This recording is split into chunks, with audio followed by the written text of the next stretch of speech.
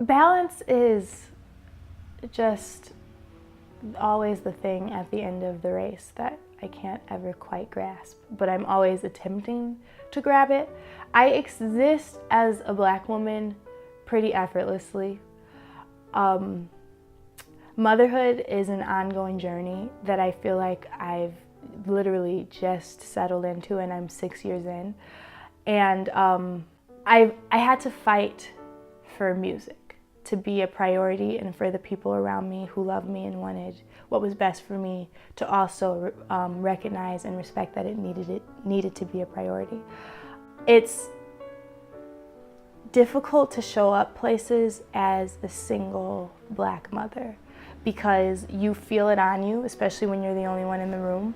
And then I tend to overcompensate. I'm so uncomfortable every time I walk into my son's school. He's been going there for 2 years, but I still have to go. And I've had so many conferences with his teacher, and she asks me when I'm going to graduate from college, and I've had my bachelor's the whole time that I've known her. So I guess that's what I mean when I talk about my connectedness to the community of Milwaukee.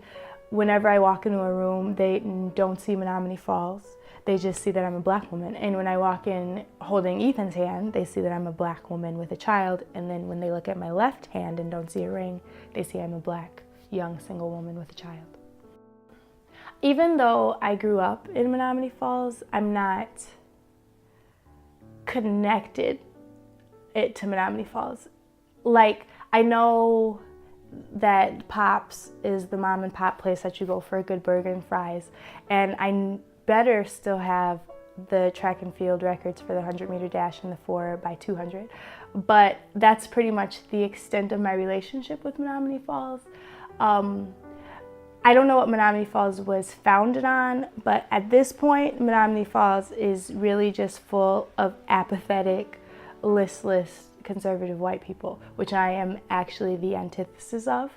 So I don't really connect to it in that way. I understand why my parents moved us out there because it's extremely safe, it's beautiful. I'm sure I got a great education, but that's just the extent of how I connect to Menominee Falls. And my connectedness towards Milwaukee, I knew that's where the Black people were, and I knew that I'm Black.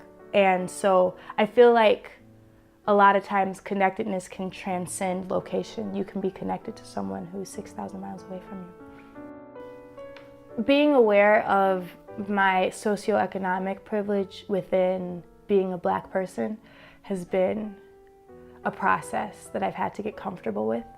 And in 6th grade, actually, I remember this boy teasing me because I went to Menominee Falls, but I lived in Menominee Falls, and there was a 220 program, so they were busing kids in from Milwaukee, and a boy teasing me and saying that I wasn't Black.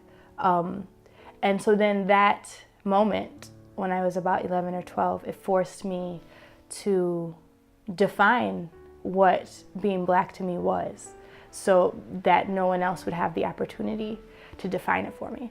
So I have found that 90% of the time when I go into a place as myself, I'm received, even by Black people, because more than anything, people pick up on insincerity.